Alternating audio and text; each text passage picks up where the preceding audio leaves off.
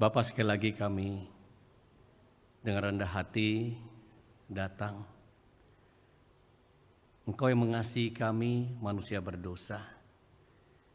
Dengan kasih yang terbesar, Kau merelakan Yesus Kristus datang menjadi manusia, hidup bersama dengan manusia, merasakan penderitaan manusia, dan bahkan mati bagi manusia berdosa, yaitu kami orang-orang yang hati penuh dengan pemberontakan kepada Tuhan. Ditebus karena darah Yesus menyucikan kami. Harusnya kami yang mati, kami dibuang oleh Tuhan, tapi Tuhan mengampuni kami. Kasih yang terbesar yang sudah kami terima, biarlah boleh meluap dari hati kami kepada orang di sekitar kami. Karena Allah Roh Kudus yang tinggal dalam hati kami tidak mungkin akan berdiam kalau kami tidak berbuah. Kami yang percaya Yesus Kristus tidak sepatutnya tinggal diam di tengah-tengah masyarakat, di tengah-tengah sesama kami yang memerlukan pertolongan. Dan mereka juga Tuhan kasihi, seperti kami dikasihi Tuhan. Terpuji nama-Mu. Tolong setiap kami untuk mengerti kehendak dan hati-Mu. Di dalam Tuhan Yesus Kristus, Tuhan penebus dosa yang mengasihi manusia. Amin. Shalom jemaat kasih Tuhan. Hari ini minggu kelima. Sinode GKY sepakat setiap minggu kelima adalah minggu pelayanan sosial. Banyak GKY memakai nama pelayanan minggu diakonia. Tapi kita mengatakan pelayanan sosial karena memang di bidangnya adalah bidang pelayanan sosial yang ada dua subbidang. Diakonia dan subbidang oikmas atau oikumene dan masyarakat. Jadi kita melalui oikmas juga berkaitan dengan pelayanan sosial. Jadi kita gabungkan di Puri ini oikmas dan diakonia satu tim yang bersinergi untuk menyatakan kasih Tuhan kepada sesama kita. Tema hari ini sesuai dengan Minggu Pelayanan Sosial, Tuhan penjaga orang lemah. Lemah di sini bukan orang yang tidak punya tenaga, bukan orang yang tidak berotot. Tapi orang lemah adalah orang-orang yang memang perlu belas kasihan, bantuan, dukungan, perhatian dari anak-anak Tuhan. Sebagian besar dari kita adalah bukan orang-orang lemah, tapi ada orang lemah. Ingat, orang lemah dikasihi Tuhan. Kita orang yang dikuatkan Tuhan. Tadinya kalau kita dalam secara rohani, kita lemah, kita berdosa, kita orang miskin. Tapi Tuhan berikan keselamatan. Dengan kekuatannya, dia menjadi lemah, dia menjadi miskin. Membuat kita kuat, kita kaya di dalam Yesus Kristus. Dan kita yang bukan orang lemah, kita diperintahkan Tuhan untuk menolong, mengasihi orang-orang lemah di sekitar kita. Kita baca sama firman Tuhan yang ada di slide. Sama-sama, 1, 2, 3. Sebab orang-orang miskin tidak hentinya akan ada di dalam negeri itu. Itulah sebabnya aku memberi perintah kepadamu demikian. Haruslah engkau membuka tangan lebar-lebar bagi saudaramu yang tertindas dan yang miskin di negerimu. Bapak terkasih dalam Tuhan, Tuhan memberikan perintah. Dan ingat, perintah ini saudara ini nanti Tuhan akan tekankan di ratusan ayat Alkitab. Ada orang-orang yang dikatakan bukan saudara, arti satu ras, di dalam satu keluarga, dalam satu gereja misalnya, ada satu agama, dalam satu pertemanan, bukan. Dan tema yang saya akan coba kupas, sebenarnya poin besarnya cuma satu. Mengenal hati Tuhan dan kita mau diubah oleh Tuhan. Cuma satu saja. Kita mengetahui hati Tuhan untuk orang lemah. Dan kita dipakai Tuhan. Implementasi apa yang menjadi ketaatan saya. Jika saya tahu ini perintah Tuhan, ini hati Tuhan. Kenyataan orang lemah di sekitar kita. Ini terbukti. Begitu banyak kisah yang kita lihat dari cerita orang lain. bahkan dari pengalaman kita, dari interaksi kita dengan orang-orang di dekat kita. Orang yang mungkin kerja sama dengan kita.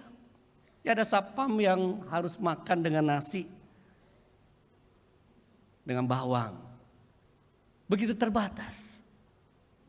Kenapa? Karena memang penghasilannya terbatas untuk dia melihat keluarga saya perlu.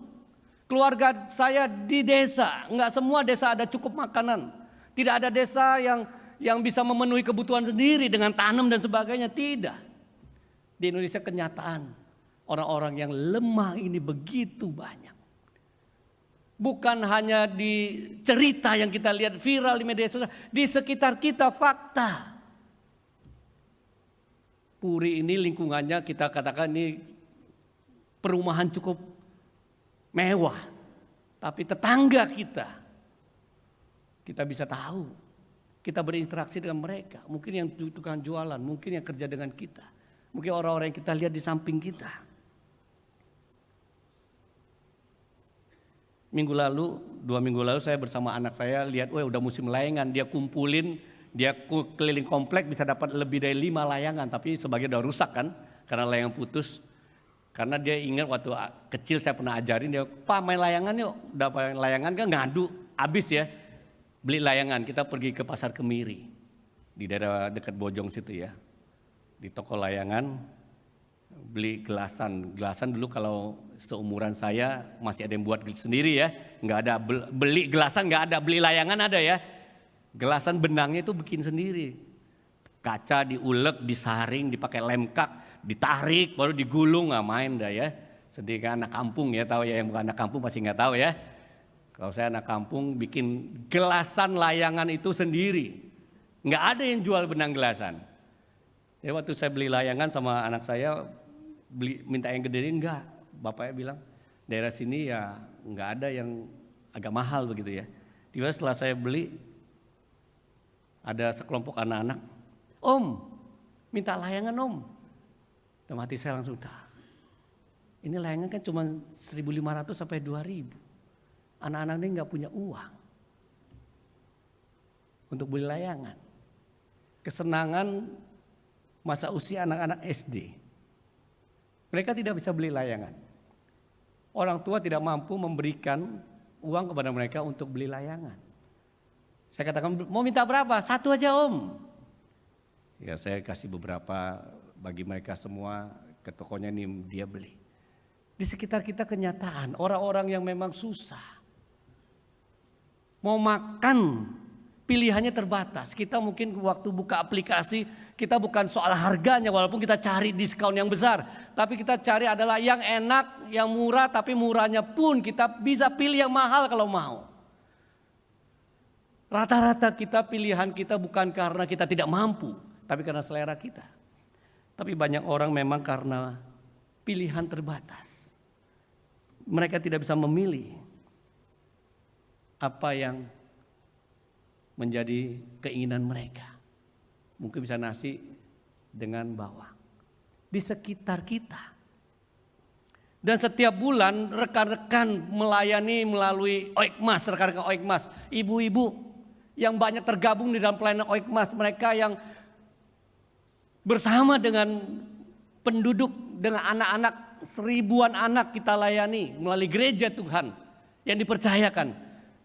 Rutin setiap kelompok, setiap minggu mereka bagi kelompok berkunjung ke 12 titik di Kembangan Selatan, tetangga kita. 1000-an anak dilayani oleh rekan-rekan jemaat yang punya hati memeluk, menggendong, timbang, kasih balon, tiupin nggak pakai mulut ya, ada mesin sekarang ya. Kalau tiup semua pasti cabi-cabi ibu-ibu kita ya. Ada mesinnya, kasih balon. Ada jemaat yang mempersembahkan susu untuk tambahan makanan selain pemerintah yang kita lihat memang pasti kurang ya. Kasih tambahan susu supaya mereka bisa lebih sehat. Inilah pelayanan gereja memperhatikan tetangga yang lemah untuk mereka ke depan. Tidak ada stunting, pernah stunting kita juga dilibatkan. Bagaimana gereja bisa bantu, bantu beli telur, beli susu. Supaya tidak ada lagi yang stunting, yang kurang gizi. Di tengah-tengah lingkungan yang baik, ada masyarakat yang masih perlu pertolongan. Mereka adalah orang lemah. Nah ini kader-kader Posyandu. Udah beberapa tahun rutin kita undang ke gereja. Kita kebersamaan saling mengenal. Ya, bahkan ada lurah, kapolsek, koramil datang rutin bersama-sama menyaksikan bagaimana ibu-ibu senang yang melayani masyarakat. Kita mau senang sama-sama, kita mau berkenalan sama-sama lebih dalam lagi. Pemusat terakhir bulan Desember lalu, karena belakangnya ada spanduk kita sukacita, membagi sukacita bersama kepada banyak orang. Juga memberitakan kasih Tuhan Yesus Kristus kepada kita yang sudah menerima dan orang-orang yang memerlukan kasih Tuhan. Musa bisa dengan firman Tuhan memberikan pengharapan kepada mereka yang mungkin belum menemukan pengharapan yang sejati. Dan mereka begitu dekat dengan jemaat, minta kepada pengurus, kita mau dong jalan-jalan. Nanti tahun ini mereka kumpulin uang, mereka sudah nabung. Mereka mau pergi rekreasi, mau kemana aja gak apa-apa katanya. Mereka kumpulin, pengurus bilang, enggak lu kumpulin berapa, nanti ada tanggung jawabnya, mau sewa bus, mau untuk makanan. Nanti gereja kita pikirin, ada uang kita sebagian untuk mendukung juga. Teman-teman mau bersama-sama, pelan-pelan bisa men-sharingkan kasih Tuhan kepada mereka. Mereka sudah sangat terbuka. Pengurus kita sudah katakan, perhatikan keluarga-keluarga yang memang perlu pertolongan, perlu pendampingan. Kalau ada beberapa yang memang perlu, tim akan siap mendampingi mereka, menolong mereka. Jangan sampai ada yang putus asa tanpa ada pengharapan.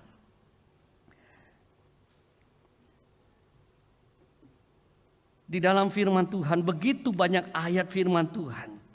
Dalam Mazmur 68 dikatakan, bernyanyilah bagi Tuhan, masmurkanlah namanya, buatlah jalan bagi dia yang berkendaraan melintasi awan-awan. Ini artinya Tuhan yang berkuasa, Tuhan yang mengatasi semua alam. Namanya ialah Tuhan, beria-ria di hadapannya Bapa. Ya, dia adalah Bapa bagi anak yatim dan pelindung bagi para janda. Itulah Allah di kediamannya yang kudus. Allah memberi tempat tinggal kepada orang-orang sebatang kara. Ia mengeluarkan orang-orang tahanan sehingga mereka bahagia. Tetapi pemberontak-pemberontak tinggal di tanah yang gundul. Mazmur 146. Dia yang menjadikan langit dan bumi dan laut dan segala isinya, yang tetap setia untuk selama-lamanya. Dia Allah pencipta, penguasa. Dia Allah yang setia. Dia katakan, yang menegakkan keadilan untuk orang-orang yang diperas. Yang memberi roti kepada orang-orang yang lapar. Tuhan membebaskan orang-orang yang terkurung. Tuhan membuka mata orang-orang buta. Tuhan menegakkan orang-orang tertunduk. Tuhan mengasihi orang-orang benar. Tuhan menjaga orang-orang asing. Tadi saudara-saudaramu, sekarang dikatakan orang-orang asing. Anak yatim, janda ditegakkannya kembali, tetapi orang fasik akan dibengkokkannya. Ya, diulang. Orang asing, yatim, janda. Diulang sekali lagi, ini begitu banyak ayat yang sama.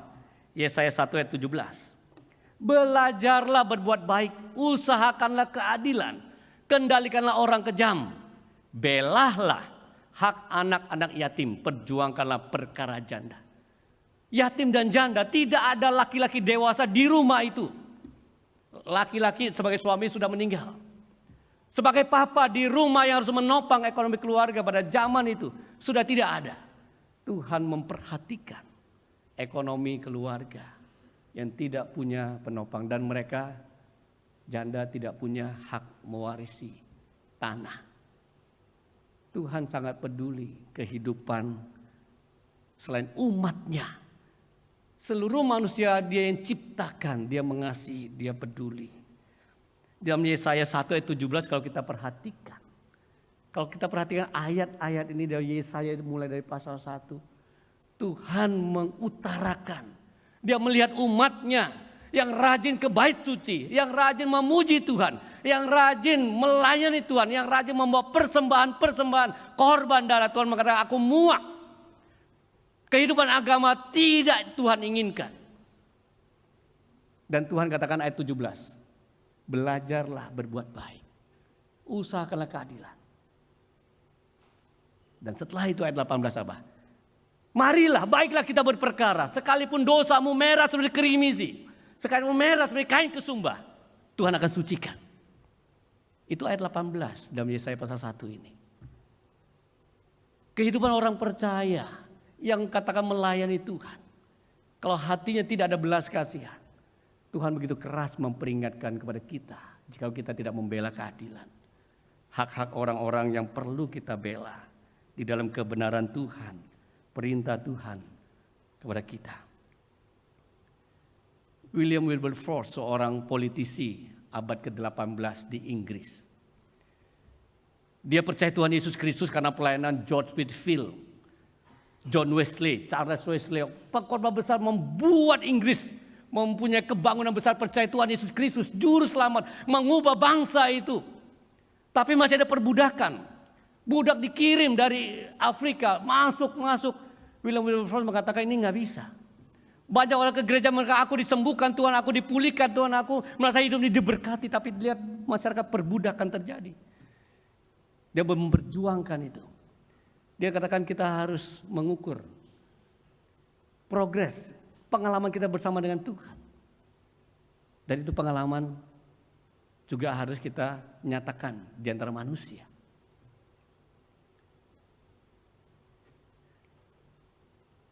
Dia katakan bagaimana kita mengukur nilai kabar baik Injil itu yang dikatakan Alkitab, yang diceritakan Alkitab, terang di tengah kegelapan, pembebasan dari budak kepada hidup, budak dosa kepada kehidupan, membebaskan manusia.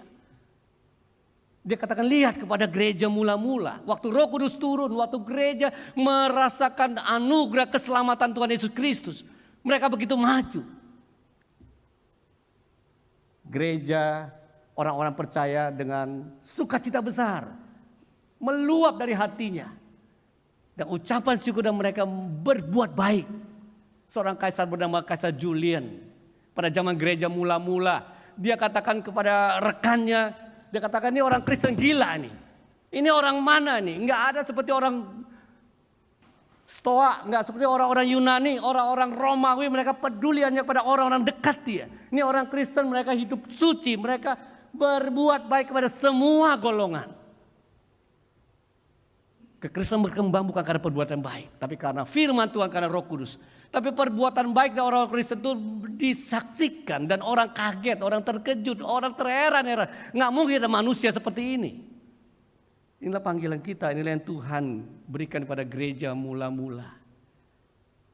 Mereka betul-betul menyaksikan keindahan, kesucian Kristus Yesus dalam hidup mereka. William Wilberforce dalam perjuangannya sebagai seorang di parlemen, dia berhasil memperjuangkan 1807. Stop penjualan perdagangan budak di Inggris. Stop, tidak ada lagi. 1807 undang-undangnya disahkan. 1833 seluruh perbudakan di Inggris hilang, tidak ada lagi. Undang-undang juga disahkan. 1833 Abolishment Slavery Act. Dan pemerintah Inggris pada waktu itu harus membayar tahun itu 30 juta pound sterling untuk seluruh rakyatnya, dibayar untuk dia bukan budakmu. Budakmu sudah ditebus. Tidak ada perbudakan lagi. Luar biasa, mana ada pemerintah melakukan seperti itu. Karena firman Tuhan, karena kasih Kristus, negara bisa dipengaruhi dengan satu tindakan yang di luar kebiasaan manusia berdosa. Inilah hati Tuhan. Siapa anak yatim? Bahasa Ibraninya yatim itu yatom. Ya, mirip ya, yatim, karena bahasa serapan Arab yatim. Bahasa Ibrani yatom. Janda almanah. Janda yatim, Tuhan perhatikan. Mereka orang-orang yang lemah, mereka orang-orang yang miskin. Mereka orang yang tidak punya satu sandaran ekonomi. Memang di dalam Alkitab tidak ada satu standar berapa penghasilan orang yang kita katakan mereka lemah, miskin, perlu bantuan. Enggak ada. Enggak ada satu standar dia kerja di mana terus dikatakan dia orang miskin. Enggak. Tapi standar yang Tim Keller katakan orang-orang yang tidak punya banyak pilihan. Orang-orang yang terdesak. Orang yang sedikit sekali pilihan. Hari ini makan Nasi atau Indomie misalnya ya. Kalau kita selera makan Indomie kan, kalau mereka mungkin terpaksa. Pernah dengar yang tiap hari makan Indomie akhirnya sakit parah. Bukan berarti makan Indomie bisa sakit ya, ini tergantung masing-masing ya. Tapi kan kenyataan tiap hari terus parah. Karena apa? Indomie murah kan. 3.200, 3.100. Sekali beli makanan minimal nasi putih udah 5.000. Nggak murah. Makan 2 bungkus, wah nggak perlu lauk lagi. Cuma terkasih Tuhan sekitar kita banyak orang-orang yang pilihannya terbatas. Kemarin saya bicara dengan salah satu office boy yang sudah menjadi karyawan kita karena hampir 20 tahun kerja di kita, Saudara Jaya. Setiap bantuan diakonia melalui gereja, penjualan beras yang disubsidi, 1 kilo kita subsidi cuma Rp4.000. 2 bulan kita kasih 20 kilo. Hampir semua karyawan kita juga beli. Ibu-ibu guru orang tua bimbel juga beli. Dia katakan, Pak ini sangat membantu. Cukup nggak 2 bulan? Ya kadang-kadang keluarga yang besar kan kurang ya. Kalau kecil mungkin cukup. Kurang, kalau kurang ya dia keliling cari yang lebih murah dicampur dengan yang lebih baik. Karena makan biasanya udah lebih baik ya. Yang dari gereja, yang kita beli dari distributor terus disubsidi. Semua sangat senang. Pilihan mereka terbatas. Waktu beras itu habis, mereka harus berpikir gimana caranya. Saya harus memenuhi lagi yang lain. Tuhan sangat memperhatikan orang-orang yang dikatakan kurang pilihan, terbatas pilihan. Kita semua bisa membantu, kita semua bisa merasa saya memang susah, tapi itulah pelayanan. Pelayanan itu bukan berarti kita nggak pernah ada beban yang kita pikul dari orang. Namanya kita melayani, ada beban orang lain kita pikul. Mungkin kita pikul 10%, 20%, kita tetap ada pikulan. Itu baru pelayanan. Kalau kita mau merasa melayani, kita merasa saya juga orang yang tidak terlalu banyak pilihan. Tapi di bawah saya masih banyak orang. Saya bisa memberi sukacita, kesaksian. Semua bisa. Karena tidak ada standar. Tidak ada standar. Dikatakan orang lemah, cuma kamu satu perhatian. Dan kita lihat kenyataan kadang-kadang. Orang yang kita mengatakan ini orang lemah, tapi dia membantu orang lebih besar. Sering terjadi betul. Kita bisa lihat ini orang udah susah. Tapi dia kok rela ya memberi apa yang dia punya kepada orang lain. Cerita pendeta Yung Tik Yuk saya nggak pernah lupa. Dia pergi ke desa, ke kampung. Orang sukacita menyambut pendeta datang. Ayam yang cuma 1 atau berapa ekor dia ambil potong. Habis itu udah susah dia pikirin lagi bagaimana mengusahakan. Pak Yung bilang enggak ini. Dia terpotong karena apa? Sukacita. Memberi dari keterbatasan ayam yang untuk hidup mereka. Bisa diberikan. Inilah juga disaksikan di Alkitab seorang janda miskin. Memberi nafkah hari itu. Seluruh hidupnya dia kasih. Untuk mengasihi Tuhan. Hati Tuhan kepada orang-orang terbatas. Bahkan di dalam hari raya Pondok Daun, Ulangan 16 ayat 11 Tuhan mengatakan engkau harus rayakan itu, Pondok Daun.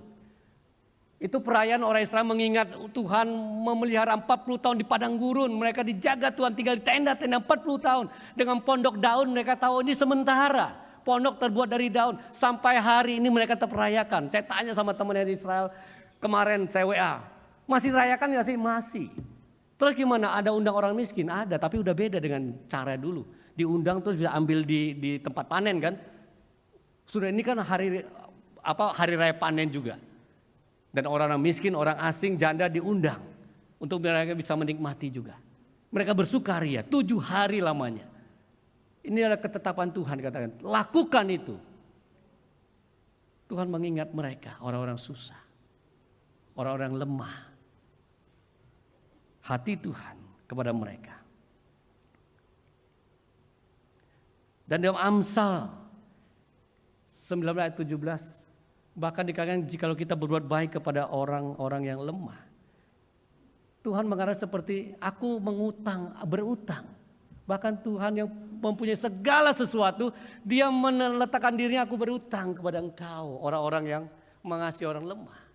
Mengapa Tuhan sampai tanda kutip menggadaikan dirinya? Karena dia betul-betul hatinya peduli kepada ciptaannya. Dia Bapa bagi semua manusia. Dia memberi hujan dan matahari kepada semua kita yang di gereja ini dan kepada semua yang di luar gereja ini. Dia Bapa yang mengasihi. Bapa pencipta langit dan bumi. Dan Tuhan yang menyatakan di dalam hatinya mengasihi orang lemah. Dalam Mazmur 41 janjinya dia umbar lagi. Dia katakan apa? Berbahagialah orang yang memperhatikan orang lemah. Tuhan akan meluputkan dia pada waktu celaka. Melindungi dan memelihara nyawanya. Disebut bahagia di bumi. Tidak dipermainkan musuh. Tuhan membantu dia waktu dia sakit. Tuhan pulihkan sakitnya. Tuhan berjanji. Di dalam orang-orang yang mengasihi sesamanya. Memperhatikan sungguh-sungguh. Seperti dia berutang, dia akan memberi apa yang dia berikan. Tapi Bapak Ibu sekalian, jangan kita berpatok kepada berkat atau janji Tuhan saja, jasmani saja. Ingat, jasmani Tuhan pasti berkati. Tapi yang dari dalam yang rohani yang menjadi seluruh pendorong kasih kepada Tuhan adalah kita mengenal Yesus yang sudah menyelamatkan kita, mendorong kita mengasihi sesama kita. Itu yang terpenting, yang selama-lamanya. Jadi kita jangan harapkan saya berbuat baik supaya saya dapat berkat, itu masih kurang komplit. Dan Ayub menjadi saksi bagi kita. Kita nggak bisa mengharapkan sesuatu dari Tuhan. Tuhan ini timbal balik ya, saya baik sama orang susah, orang lemah, Tuhan pasti berkati saya. Ayub waktu argumen sama Tuhan, jikalau dikatakan, jikalau aku pernah menolak keinginan orang-orang kecil, Ayub 31:16. Jikalau aku, dikatakan ini semua dosa yang dia tidak lakukan. Dia bilang, Tuhan aku gak pernah loh. Aku semua sudah lakukan yang baik. Menyebabkan mata seorang janda menjadi pudar. Atau memakan makananku seorang diri. Sedang anak yatim tidak turut memakannya. Malah sejak mudanya aku membesarkan dia. Ayub bilang. Seperti seorang ayah. Sejak kandungan ibunya aku membimbing dia. Artinya waktu dia gak punya seorang perempuan hamil, tidak punya keuangan, dia sudah memberi dukungan. Jikalau aku melihat orang mati karena tidak ada pakaian atau orang miskin tidak mempunyai selimut dan pinggangnya tidak meminta berkat bagiku dan tidak dipanaskannya tubuhnya dengan kulit bulu dombaku. Dia bilang kalau aku tidak melakukan semua itu. Apa yang dia bilang? Maka biarlah tulang belikatku lepas dari bahuku dan lenganku dipatahkan dari persendiannya. Dia bilang, ini tanganku semua ini nggak ada hak di badan saya. Jika aku tidak mengasihi, membantu janda, orang-orang susah tidak makan makanan yang aku kasih mereka. Kalau dia ada pakaian mereka dibiarkan. Nggak ada satupun dia lalaikan. Tapi kenapa Tuhan, aku dihukum sakit seperti ini? Jadi Bapak-Ibu sekalian, kasih Tuhan yang terbesar bukan hanya jasmani. Tapi waktu kita mengasihi orang-orang yang susah, ingatlah kita sudah menerima kasih yang terbesar. Semua kita yang setia sama Tuhan, Tuhan itu sudah terlalu baik dengan kita. Hal-hal jasmani itu mungkin kita bisa menderita karena kekurangan, karena sakit. Tapi Tuhan pasti memberi yang lebih besar dari itu. Waktu ulang tahun 80 HUT GKI. Ada seorang ibu yang dulu mamanya, papanya di Kaleb. Pernah antar jemput Kaleb. Papa mamanya sudah meninggal. Kita layani. Dia tinggal di Pondok Cabe. Dia bilang, ketemu Pak Nawi. Saya doa ketemu Pak Nawi, ketemu katanya. Saya bilang, ketemu saya sukacita, apa beda, apa faedahnya, nggak ada apa-apa. Tapi dia cuma mau cerita. Dengan muka sukacita. Saya bilang, gimana anaknya? Anak saya sudah dipanggil Tuhan. Anak satu-satunya pengharapan dia di keluarga itu. Saya nggak bisa tanya apa-apa lagi. Tidak punya suami, punya anak satu-satunya, sudah mau kerja. Dia bilang anak saya sudah meninggal karena sakit, kanker. Tapi mukanya sukacita.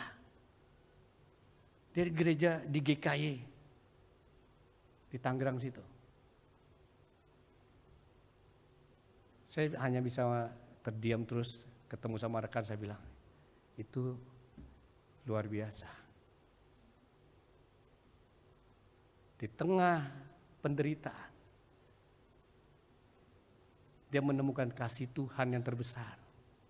Dia orang lemah, tapi Tuhan beri kekuatan yang terbesar di dalam hatinya, itu Tuhan yang mengampuni dosanya, membuat dia kuat. Waktu ngomong dia sukacita, enggak nangis. Udah sebatang kara boleh dibilang, tapi hidupnya penuh dengan pengharapan. Bapak sekalian, dosa kadang-kadang kita cuma bilang, apa yang gue lakukan ya? Apa yang gue lakukan ya? Tapi Alkitab juga mengatakan dosa apa yang tidak kita lakukan. Yakobus 4:17, kalau kita tahu sesuatu yang baik tidak melakukannya, kita berbuat dosa. Tuhan mencatat dosa Sodom. Bukan hanya yang kita kenal dosa seksual. Tapi ini yang Tuhan catat ulang di Yeskiel 16 ayat 49. Apa dosa Sodom? Dia katakan kepada Yerusalem, kau tidak setia, ini peringatan. Lihat Sodom, sistermu, saudaramu. Mereka tidak menolong orang miskin dan orang memerlukan. Keras sekali. Tuhan memperingati umatnya. Dan pasti memperingati kita juga. Sejak perjanjian lama, perjanjian baru, perintah di Alkitab. Ratusan. Supaya hati kita mengikuti hati Tuhan. Bapak sekalian, kita masih orang-orang yang dikasihi Tuhan. Kita bisa mengatakan, saya orang yang diampuni Tuhan. Marilah kita dengan kasih Tuhan itu, kita mau mengasihi sesama kita. Ini ada seorang yang luar biasa, yang saya beberapa waktu lalu tiba-tiba nggak tahu gimana bisa ketemu di media sosial. Pendeta Ronnie Haber, ya, kayak dia misionari dari Australia, bangsanya kayaknya warga negara asalnya dari Jerman. Dia masuk ke pedalaman pelosok di dekat perbatasan Kalimantan dengan Malaysia. Pelosok luar biasa. Dia lihat keluarga-keluarga satu persatu waktu dia mau masuk di situ, keluarga rusak semua. Ada dukun, ada banyak dukun, orang-orang Dayak kan. Ke keluarga dia bilang, aku mau minta anakmu umur 10, 11. Hamil ditinggal. Dibuang oleh keluarga. Dia lihat keluarga rusak semua begitu banyak. Di sana kita ada 400 suku Dayak. Ada 70 bahasa yang berbeda. Dia bilang bersyukur mereka rata-rata diajarin bahasa Indonesia, jadi dia bisa komunikasi dengan bahasa Indonesia yang dia belajari. Dia masuk ke pedalaman, dia lihat aduh ini nggak bisa ditolong. Dia bawa ke rumahnya, Tuhan bilang bawa ke rumahnya satu persatu. Dia bersama istrinya merawat 30 orang di rumahnya.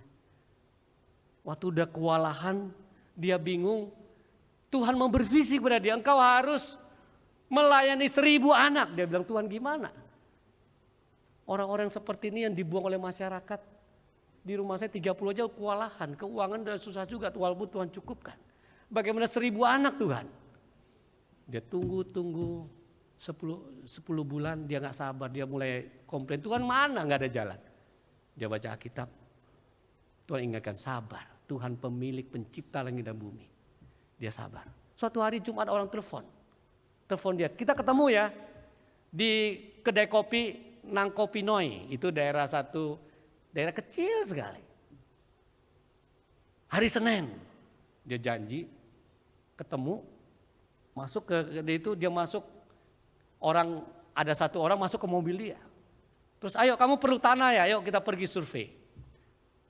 Di sini arahnya. Loh, bukannya kamu bilang daerah dekat ada menara Telkom di situ? Bukan, tanah saya di daerah sini. Loh, kamu kan telepon saya kemarin bilang di Telkom. Bukan, saya nggak pernah telepon kamu. Loh, siapa telepon saya? Nggak tahu dia. Loh, katanya di Telkom nih. Saya mau ketemu orang yang katanya tanahnya di daerah sini, bukan di situ. Enggak, kamu ikut dulu aja. Setelah ikut, dibawa udah jauh, dia bilang dia nggak mungkin ke tempat itu karena terlalu jauh, terlalu pedalaman, nggak ada jalan yang normal ya. Karena dia udah keliling dengan segala cara, nggak ada tanah. Setelah sampai satu tempat orang ini katakan, ini coba kamu naik ke atas pohon di tengah hutan. Tengah hutan. Naik ke atas pohon, lihat. Dia pernah ngomong sama Tuhan perlu 25 hektar, dia lihat. Kamu perlu berapa hektar? Dia pikirkan 25 hektar. Setelah Tuhan bukakan, mereka bisa beli tanah 300 hektar. Dan sampai hari ini dia katakan orang yang telepon dia tidak tahu siapa. Orang yang sama dia itu orang yang nggak tahu. Dia bilang, kenapa kamu tahu mobil saya? Iya, saya pokoknya tahu. Orang yang perlu tanah ini mobilnya warna ini. Dan sampai sekarang Living Water Village di Kalimantan ini menampung 1.000 anak dan 1.000 orang bersekolah. Jadi 2.000 orang bersekolah di tempat ini. Di tengah hutan tadi yang nggak ada listrik, nggak ada apa, semua nggak ada. Sekarang dari satu tempat melayani 2.000 orang. Dan bukan orang-orang yang dipilih, tapi orang yang dibuang, yang nggak dimau lagi oleh keluarga, masyarakat. Bukan sampah masyarakat, sampah keluarga. Ditampung sama dia. Dilayani luar biasa. Saya mau pergi 8 jam dari Pontianak, belum ada yang mau temenin dan belum ada waktu. Saya mau ke sana suatu hari. Ada yang mau, nanti kita janjian ya.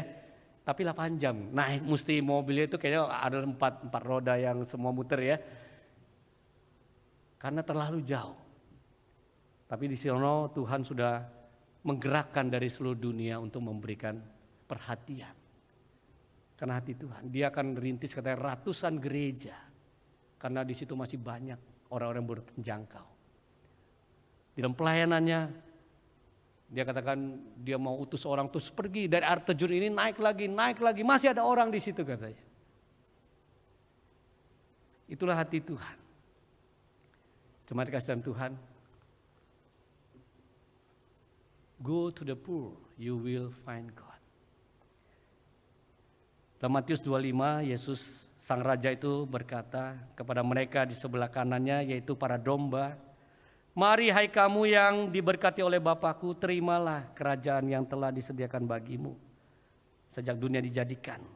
Sebab ketika aku lapar, kamu memberi aku makan. Ketika aku haus, kamu memberi aku minum. Ketika aku seorang asing, kamu memberi aku tumpangan. Ketika aku telanjang, kamu memberi aku pakaian. Ketika aku sakit, kamu melawat aku. Ketika aku di dalam penjara, kamu mengunjungi aku. Maka orang-orang benar itu akan menjawab, dia katanya, Tuhan, bila manakah kami melihat engkau lapar dan kami memberi engkau makan, atau haus atau kami memberi engkau minum. Bapak dan Ibu sekalian, perikop ini bukan ajaran kita melakukan perbuatan baik baru diselamatkan, bukan. Keselamatan karena anugerah di dalam Yesus Kristus. Melalui iman kita kepada Yesus Kristus, itu kita diselamatkan, bukan karena perbuatan baik. Tetapi keselamatan karena anugerah itu yang sudah kita terima tidak mungkin tidak kelihatan. Tidak mungkin orang-orang yang sudah dikatakan domba Tuhan, orang-orang yang dikatakan anak-anak Tuhan harus mengasihi sesamanya. Kasihlah Tuhan Allahmu, kasihlah sesama manusia. Satu kalimat yang tidak terputus, satu tindakan yang sejajar Tuhan mau. Jadi Yesus mengatakan kalau kamu melayani orang-orang yang seperti yang saya gambarkan, kamu melayani aku. Sebelum kita melayani mereka, Tuhan udah di situ duluan. Jadi kita ketemu dia. Tuhan sudah melayani mereka dulu. Jadi kita bukan paling duluan. Kita sudah dilayani Tuhan. Waktu kita miskin, lapar, haus, tak berdaya. Yesus sudah layani kita duluan. Jadi makanya sebagai orang Kristen kita tidak boleh menutup hati kita. Alkitab kadang buka tangan lebar-lebar. Pelayanan misi kita bersyukur juga memperhatikan orang-orang yang susah. Mereka dengan bimbel-bimbel hidup mereka bisa dinaikkan.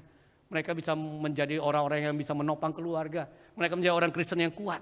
Kita memberitakan Injil, tapi kita tidak melupakan pendidikan harus mengubah hidup mereka. Kita pergi ke tempat yang susah, supaya mereka juga mendapat perhatian. Bapak Ibu sekalian, implementasinya mari kita ambil aksi. Begitu baik pelayanan yang Tuhan berikan melalui gereja, melalui banyak hal. Kalau kita punya kesempatan bisa menjadi orang yang lebih kuat. Mungkin kita bisa mengasuh anak yang tidak ada orang tua. Enggak semua orang bisa. Tapi saya tahu ada jemaat yang bisa mengadopsi anak. Itu hati Tuhan. Ada yang bisa menjadi orang tua asuh. Ada yang bisa menopang ekonomi orang lain yang dia tahu. Itu hati Tuhan, itu kita melayani Tuhan. Biarlah Tuhan menggerakkan gerejanya terus. Kita bersyukur melalui jemaat semua, pelayanan gereja, pelayanan misi, pelayanan sosial, seluruh pelayanan dapat dikerjakan karena Tuhan memberi anugerah terbesar kepada kita dan kita boleh luapkan. Dan hari ini ada Ivan bersama kita ya, dia nggak tahu nanti kesaksiannya, dia ada di tayangan yang dibuat oleh pelayanan sosial ya. Ivan ini asisten bimbel kita, dari kecil dia ikut bimbel. Dia udah puluhan tahun ke gereja, baru kali ini ikut kebaktian ya. Waktu dia tanya pada saya, nangis, kenapa Pak Andono dipanggil Tuhan. Beliau begitu memperhatikan saya, Genda Andono yang kita taruh untuk melayani di bimbel. Saya bilang karena Tuhan mengasihi Pak Andono, menggerakkan hatinya menjangkau orang-orang yang susah, termasuk kamu. Dia sayang kepada kamu karena Tuhan juga sayang. Dia sangat kehilangan. Saya katakan Tuhan mengasihi. Pak Andono sudah ke surga. Ya, sekarang Ivan bergabung untuk mendampingi anak-anak. Ya, kita saksikan tayangan pelayanan sosial menjadi pelayanan kita semua. Melalui gereja Tuhan, Tuhan diberkati. Kami datang penuhi panggilan-Mu Tuhan, dengan apa yang dapat kami berikan. Kami penuhi amanat agung-Mu, menyelamatkan jiwa yang tersesat. Kami datang penuhi panggilan-Mu Tuhan, dengan apa yang dapat kami berikan. Kami penuhi amanat agung-Mu.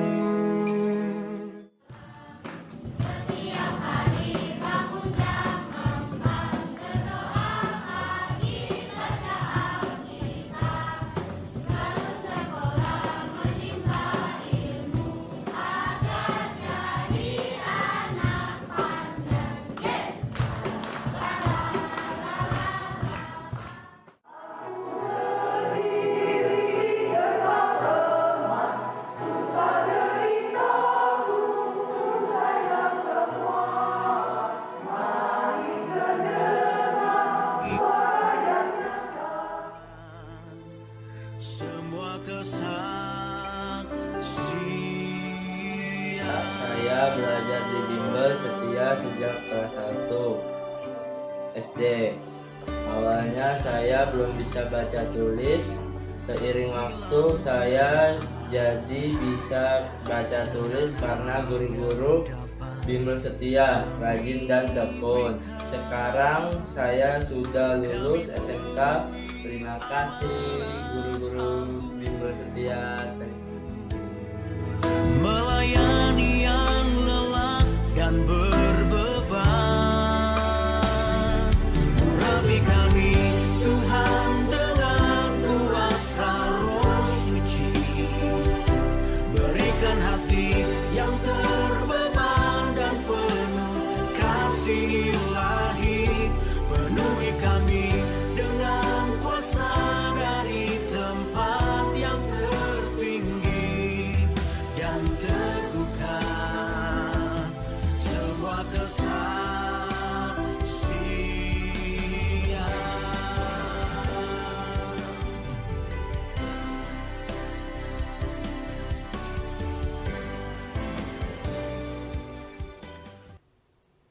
Bapak yang baik, kami bersyukur setiap kami menerima anugerah keselamatan dengan gratis. Tuhan membayar harga supaya kami hidup dengan pengharapan yang sejati, sukacita di dalam Tuhan. Kami tidak takut apapun yang akan terjadi dalam dunia yang sementara yang kami hidupi di sini, sampai Tuhan memulihkan semuanya. Pakai kami Tuhan untuk memberikan pengharapan, sukacita di tengah penderitaan banyak orang. Kasih Tuhan nyatakan melalui setiap kami. Pakai gerejamu menjadi saluran berkat. Demi Yesus Kristus kami bersyukur. Amin.